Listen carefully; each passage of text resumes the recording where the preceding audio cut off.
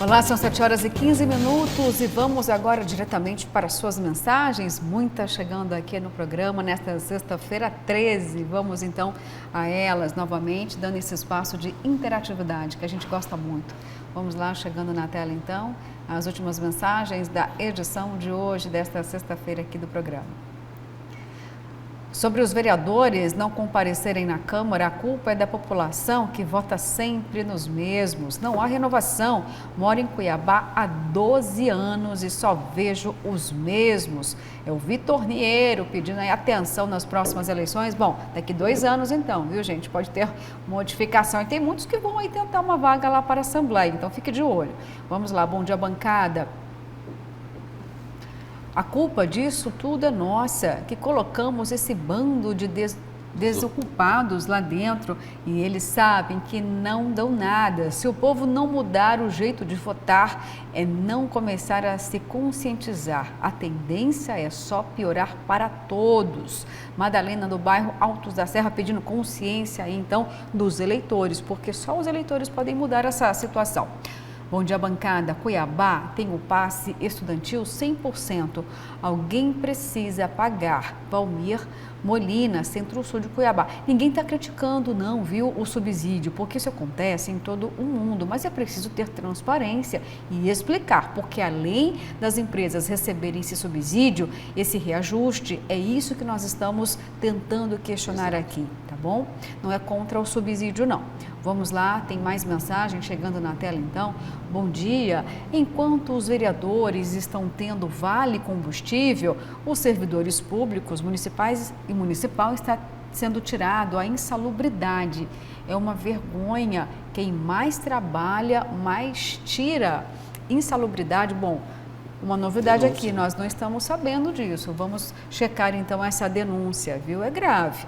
Mais mensagens chegando na tela, então, nesta sexta-feira, vamos lá. Bom dia, bancada, Luciana e Daniel. O senhor Juca do Guaraná não tem que mandar, vai buscar vereadora na casa dele para trabalhar.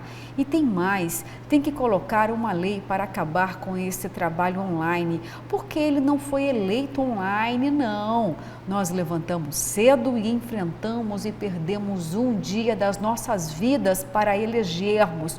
Portanto, eles têm que trabalhar presencial e honrar o que fizemos por eles. Claudir do Cochupó, sendo cirúrgico, preciso. Vamos acabar aí com essa palhaçada de parlamentares trabalharem online. Tem que ir lá na casa do povo, colocar a cara, né, lá dentro, exatamente. Até porque tem auxílio combustível. A não ser que corte o auxílio combustível do vereador, né, que ainda continua de forma online, não vai trabalhar, né, Daniel? Pois é, complicado. Tem mais mensagens então chegando pra gente? Vamos lá.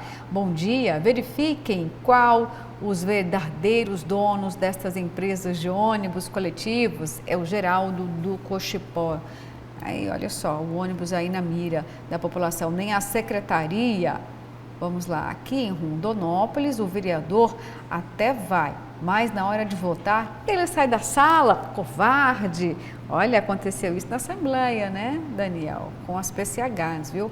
Bom dia, abraço para a Primavera do Leste, meu nome é Estevam.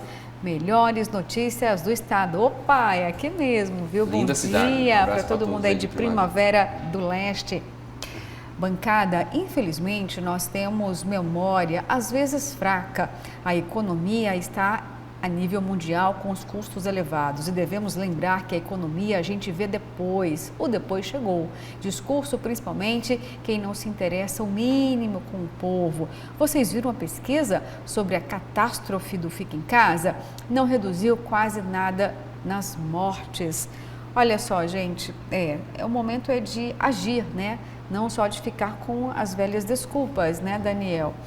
Olha só, o tempo está avançando aqui, eu queria abrir mais espaço para as mensagens, mas precisamos trazer mais informações porque você precisa saber sobre os aeroportos, tem uma modificação aí por parte da Anvisa. Vamos saber então o que muda nos aeroportos a partir desse mês ainda? Quem vai trazer os detalhes para a gente novamente é o repórter Oliveira Júnior. Oliveira, conta para a gente o que mudou, o que vai mudar então nos aeroportos daqui para frente. Pois é, Luciana, a Agência Nacional de Vigilância Sanitária, Anvisa, decidiu ontem, numa reunião pública ordinária da diretoria, pela modificação da norma que trata das medidas a serem adotadas em aeroportos e aeronaves devido à pandemia da Covid-19. O uso de máscaras de proteção facial permanece obrigatório. As flexibilizações incluem a retomada do serviço de alimentação a bordo, ou seja, o serviço de bordo que havia sido suspenso há 2 anos desde o início da pandemia, né? Os comissários de bordo não serviam mais alimentos, isso agora vai ser retomado. E a permissão para a retirada de máscara para alimentação e retorno do uso de capacidade máxima para o transporte de passageiros nos espaços internos dos aeroportos. As medidas começam a vigorar no dia 22 de maio. Agora, só uma ressalva, né, Luciana? Todas essas medidas foram tomadas durante a pandemia, né? Não tem lanche, não tem refeição, usa máscara. Só que fazia aquela fila de distanciamento, 1,5 m dentro do aeroporto, na sala de embarque e desembarque. E depois as aeronaves voavam completamente lotadas, com a sua capacidade máxima, uma pessoa espremida do lado da outra. Então, alguns absurdos que foram cometidos também nesse período da pandemia, que agora começam a ser corrigidos. As mudanças alteram uma resolução de dezembro de 2020, de acordo com o atual cenário epidemiológico da doença no Brasil e no mundo. Voltamos com vocês no estúdio. Uma boa sexta-feira, um bom final de semana e até segunda-feira. Opa, que assim seja mesmo. Obrigada, Oliveira. Boa sexta-feira para você também, um ótimo final de semana. Bom, Oliveira trazendo as informações, então, já sabe, viu, gente? Se for para o aeroporto, se tiver viagem, vai ter que usar a máscara. E a novidade, então, é que vai poder retirar a máscara dentro da aeronave para você poder fazer uma refeição, porque havia restrições em relação a isso, né, Daniel? E o que o Oliveira pontuou aí é verdade, gente. Olha, o aeroporto é uma confusão e você acaba não entendendo. Será que de fato existe um protocolo de biossegurança, né, que ainda é eficaz? Porque a gente fica aglomerado, não só na aeronave, mas quando vamos para o ônibus, né, o transporte dentro do próprio aeroporto para trocar, para fazer a conexão, trocar de aeronave. Então, assim, em alguns momentos a gente se sente protegido. Em outros momentos, não, a gente fica ali, ó, no olho do furacão do vírus, porque nunca pareceu eficaz, né? E também nunca entendi a eficácia de suspender o serviço de bordo, porque, afinal de contas, as aglomerações nos aeroportos, elas foram uma realidade durante todo o período da pandemia, Daniel. É óbvio que o uso de máscara é desconfortável para qualquer pessoa, mas pode ser um hábito que vai ficar, né? Assim como os asiáticos já faziam antes mesmo da pandemia, e acho que vai da consciência de cada um, né? Porque, realmente, quando você for tomar algum transporte público, você falou do ônibus mesmo, ou um voo lotado, por questão de precaução, agora ainda é obrigatório, mas depois não vai ser mais. Uma questão de precaução, você colocar ali sua máscara, evita muita coisa, né? Reduz bastante a possibilidade de contaminação, não só da Covid, de outros tipos de vírus, né? A gripe já se dividiu em diversos tipos de cepas, né? Tem gripes muito fortes, tem H3N2, por exemplo. Então, acho que pode ser, para muita gente, um hábito que vai ficar para o restante da vida aí, para você se preservar um pouco mais. Tá certo, vamos mudar de assunto agora, vamos para uma grande polêmica, Daniel, que interfere diretamente aí na sucessão presidencial. Estou falando agora da Petrobras.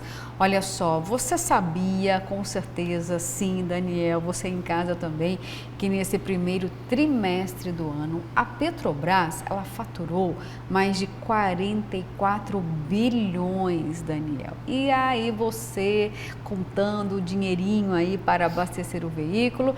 E como disse o próprio presidente Bolsonaro, a Petrobras está gorda e obesa. Mas e aí, presidente?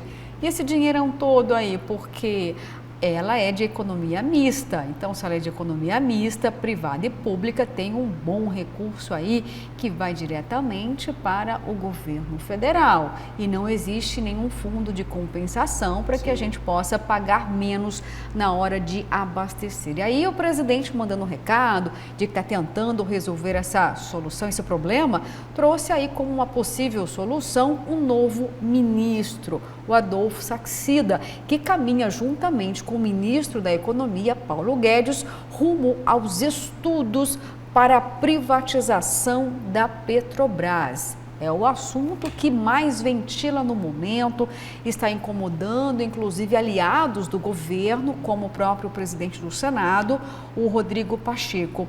Daniel, vamos aqui tentar entender. É possível privatizar a Petrobras em tempo hábil antes das eleições?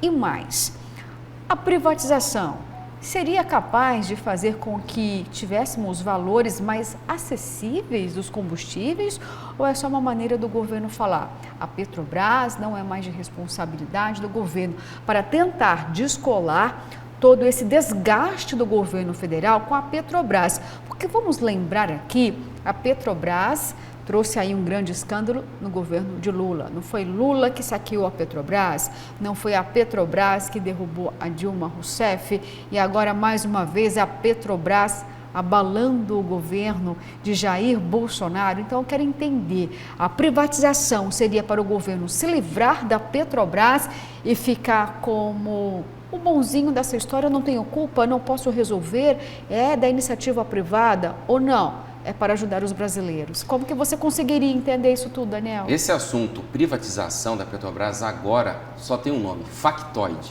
Isso não vai ser possível fazer, né? E se houvesse realmente, de fato, essa intenção, seria uma política de governo no início do mandato.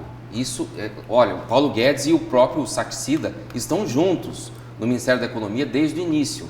Existia essa intenção de privatizar a Petrobras desde o início? Se existia, por que não foi feito?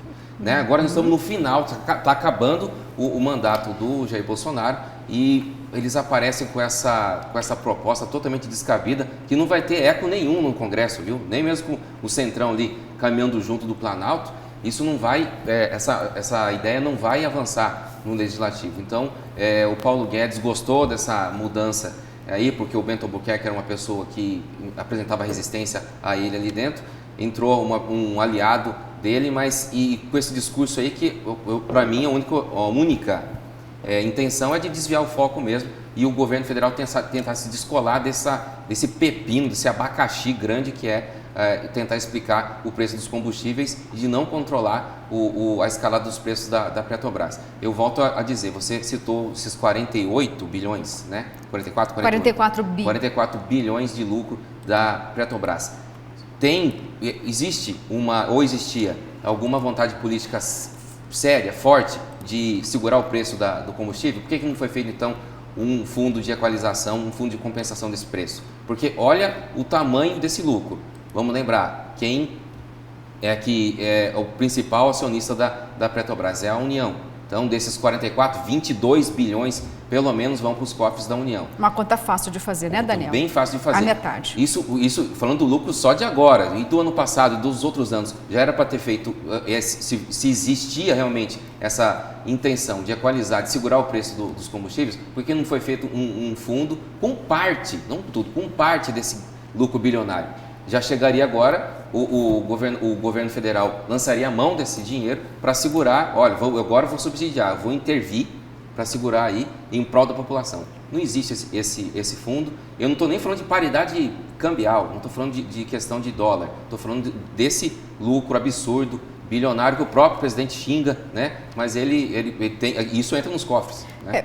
Daniel, quando a Petrobras foi saqueada, pagávamos um combustível mais em conta, certo? Agora a Petrobras, como o próprio presidente diz, está gorda, né? Está obesa, a gente paga aí um dinheirinho gordo para abastecer, fica difícil do brasileiro entender. E a privatização fica na dúvida, né? E aí, será que ela vai baratear os combustíveis, se caso ela for vendida mesmo de fato? Bom, não sabemos ainda, né? Vamos aguardar então o resultado dos estudos, mas quem já se posicionou contrário à privatização foi o próprio presidente do Senado, Rodrigo Pacheco, que utilizou inclusive as redes sociais. Vamos ao Twitter então do presidente do Senado para ver a manifestação dele. Olha só, em relação à privatização da Petrobras, já disse e reitero que acho fundamental que tenhamos um estudo sobre a possibilidade, o aprofundamento de modelos e análises, mas não considero que esteja no radar ou na mesa de discussão neste momento a privatização da empresa. Foi claríssimo,